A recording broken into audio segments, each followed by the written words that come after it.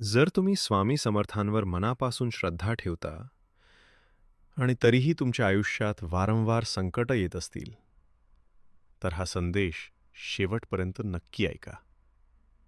कारण ही शिक्षा नाही, ही स्वामी समर्थांची परीक्षा आहे. स्वामी समर्थ भक्ताची परीक्षा घेतात.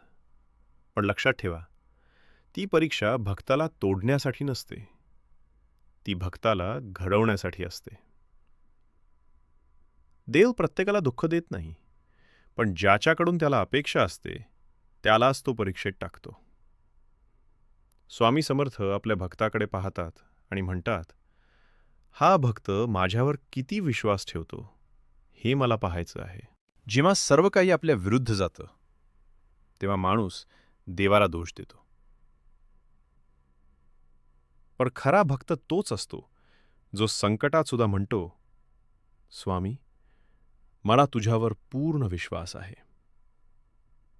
स्वामी समर्थ म्हणतात, जो भक्त अडचणीतही माझं नाव घेतो तोच माझ्या कृपेस पात्र असतो. संकट ही वेळ असते जिथे भक्ताचा विश्वास तपासला जातो आणि जो या परीक्षेत पास होतो त्याचं आयुष्य बदलायला सुरुवात होते. स्वामी समर्थ म्हणतात, ज्याला मी उंचीवर नेणार आहे त्याचा अहंकार आधी तोडतो. कारण अहंकार असलेल्या माणसाला कृपा पचत नाही. परीक्षा आली की माणूस नम्र होतो आणि नम्रतेतूनच स्वामींची खरी कृपा मिळते. जेव्हा तुमचं सगळं नियंत्रण सुटतं तेव्हा समजा स्वामी तुमचं मार्गदर्शन करत आहेत. स्वामी समर्थ कधीच लहान देत नाहीत, पण मोठं देण्याआधी ते भक्ताची तयारी पाहतात. जसं सोनं अग्नीत शुद्ध होतं तसं भक्त संकटात शुद्ध होतो.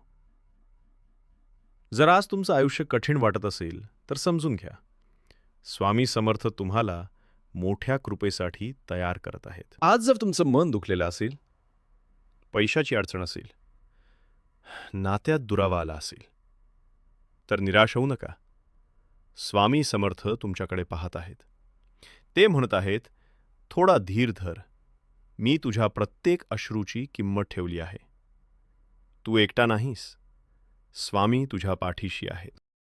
लक्षात ठेवा, स्वामी समर्थ भक्ताची परीक्षा घेतात, तोडण्यासाठी नाही, घडवण्यासाठी.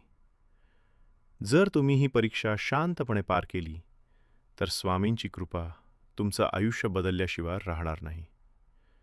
आता मनात शांतपणे म्हणा, स्वामी समर्थ, स्वामी समर्थ, स्वामी समर्थ.